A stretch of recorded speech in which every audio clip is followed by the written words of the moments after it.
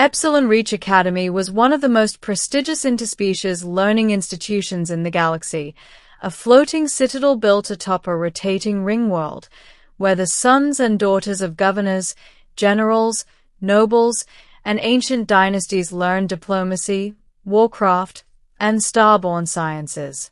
Humans were still new to the academy. They were tolerated, occasionally respected, mostly ignored. Which meant Jacob Vance, a former terraforming technician turned night shift cleaner, fit perfectly into the background. He swept floors. He repaired hololamps. He scrubbed scorch marks off the dueling hall walls after young warriors got too excited. And he didn't mind. Safety, in Jacob's experience, came from being invisible.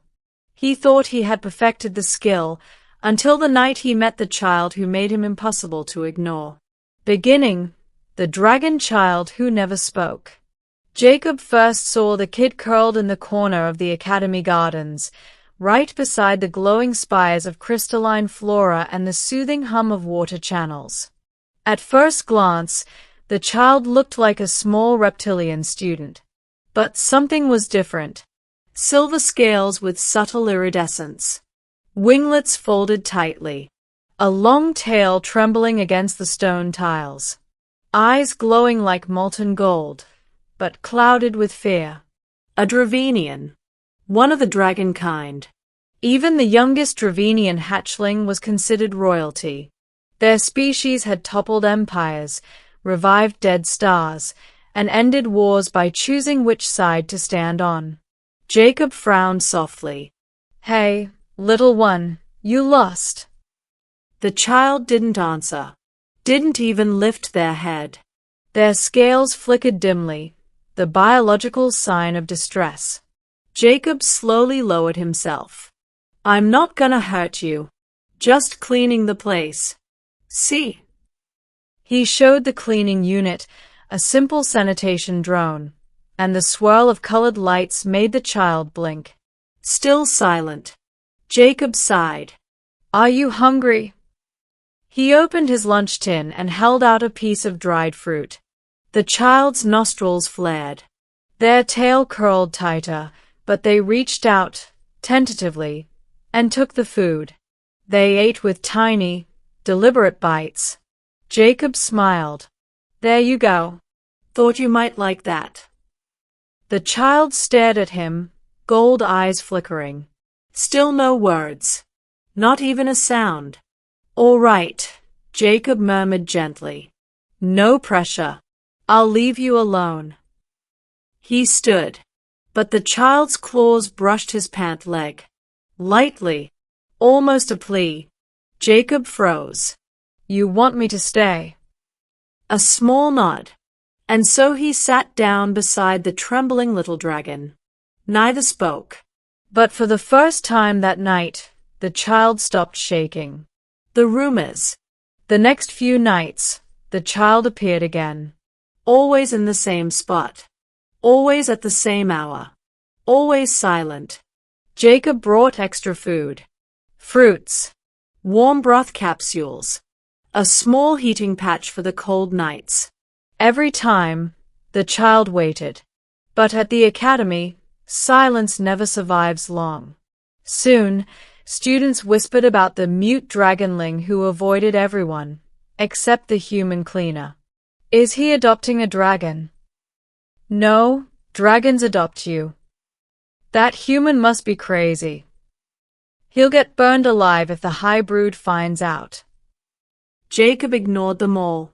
He didn't care what anyone thought. The kid needed help. That was enough. The night everything changed. One evening, Jacob found the child trembling violently. Their wings pressed tight, breath shallow. The crystalline trees around them pulsed with warning light. Jacob rushed forward. Hey, what's wrong?" The child curled into a ball. No sound. No words. Just terrified shaking. Okay. Look at me." Jacob lowered himself, voice gentle. "You're safe here. No one's gonna hurt you. The child peeked with glowing eyes. You don't have to talk, Jacob said softly. Just breathe with me. He inhaled deeply, exhaled slowly. After a few seconds, the child tried to copy him. Their breaths synced, slow, controlled.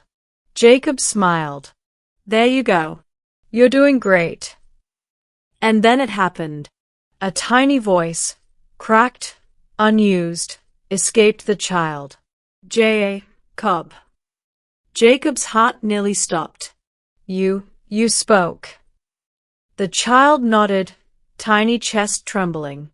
I talk, they whispered, only with Jacob. Jacob swallowed hard. Why me? The child touched their throat. Others loud, hurt, scary. Then they touched Jacob's hand. Jacob soft, safe. Jacob rested a hand gently on their small head. I'm honored, little one. But the moment shattered as the ground trembled. A shadow fell across them. A massive figure stood at the edge of the garden, 8 feet tall, draped in royal combat armor etched with molten gold sigils, eyes burning like twin collapsing stars. Dravenian. Adult. Highly ranked. Deadly. Jacob's blood turned to ice. The child looked up, then hid behind Jacob. The figure stepped forward, wings unfolding like lethal banners. Human, the voice rumbled, deep as an earthquake. Step away from my son. Jacob's breath caught. Mother, the Dravenian Empress, the sovereign of the flame thrones, watcher of the star pyres. She wasn't just royalty. She was the royal.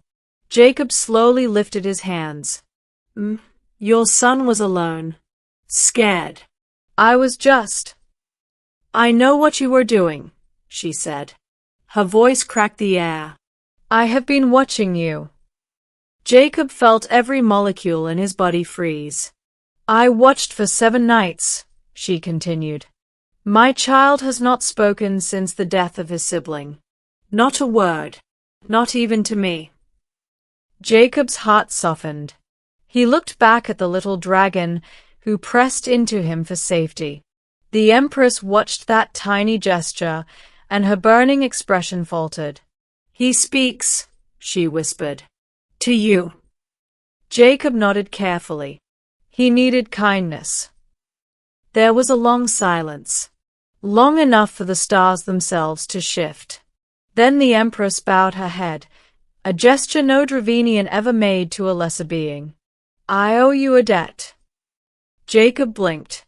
No, he just needed someone to listen, she finished softly. Something no warrior at my court remembered how to do. She knelt, letting her son walk forward. The child tugged Jacob's sleeve. Jacob, go?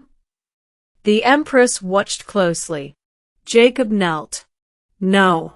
I'm not going anywhere unless your mother wants me gone.